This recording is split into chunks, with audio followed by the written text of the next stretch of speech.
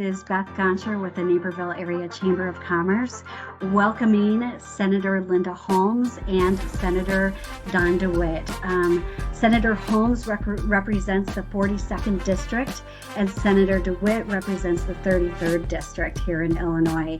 Is there anything that either one of you has filed that you feel strongly about for the state, that perhaps, any bills that that you'd like to discuss that you are going to be advocating for this session? Senator Holmes, did you want to take that one first? I can. I have a number of bills, but the one that is sort of near and dear to my heart. I mean, I have a couple that I'm resurrecting after that sort of got stalled with the pandemic, because to negotiate over Zoom, you just can't do. I prefer to have my negotiations done in person. So I know we're going back to working with the Chemical Council and the environmentalists on a paint recycling bill. So that one I've got some hopes for. One of the things that I think is going to be more controversial, and it's going to be difficult, but I think it's extremely valuable as we talk about public safety, is legislation that would have actually allowed the police to operate a drone flying over something, say, like a parade route. I think we all saw what happened in Highland Park. Highland Park had an assault weapons ban. Obviously, that didn't do any good. But would a drone up in the air that could have seen the tops of buildings possibly have had an effect and seen somebody up on the top of a rooftop with a number of weapons, so it's been told. So I know there's some issues that people are going to have with privacy and security, although I keep saying, really these days, especially after knocking on doors, campaigning, and the number of Ring doorbells, everybody who is outside should understand there's a pretty good chance somewhere, somehow, you might be on a camera. Right. I'm just saying that, but I really want to see where we can get with this drone legislation, because I think it would certainly enhance public safety if it could fly over big public gatherings. Mm-hmm. Mm-hmm. What about you, Senator DeWitte? Well, first of all, I concur with Senator Holmes. Like a lot of bills that come through on a bipartisan basis, any measures that can be implemented that are going to make public environments safer.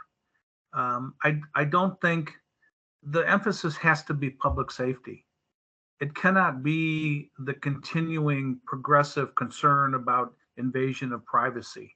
I think one definitely is more important than the other. And I look forward to working to move drone legislation forward with Senator Holmes. I've got a handful of bills like the senator that are carryovers from previous couple of years. It's just the process, election cycles and everything that goes with it. A couple of the things I'm going to be looking to work on aggressively this year. One is to increase local government share of sales tax revenues. Year after year, and frankly, it goes back to the Rauner years, where the Governor Rauner and continuing through Governor Pritzker continue to sweep sales tax revenues that statutorily belong to municipalities. It's called Local Government Distributive Fund, and it's about 1% of the total sales tax collected on the sale of goods and services in the state of Illinois. It's currently established at 10%. It's been held at 6%, with the state sweeping 4 of it into the general revenue fund. We have fought along with municipalities for year after year. Every spring, they come down to Springfield and they lobby their legislators and they lobby the governor's office. Municipalities have had the same types of strains and issues that state government has had coming out of the pandemic. These sales tax dollars are marketed, promoted, and generated within these individual municipalities. It's one of those issues that I've become very passionate about.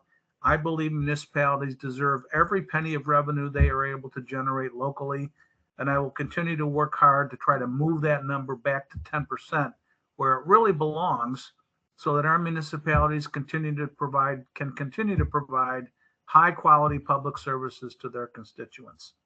The other bill that I'm going to be concentrating on this year is a bill that was initiated by the Illinois Manufacturers Association 2 years ago. And it's a research and development credit program that would increase and speed up the ability for a corporation to recoup investment dollars that they may be investing to develop new products, new systems, new efficiencies to kind of help our business community continue to grow and prosper across the state.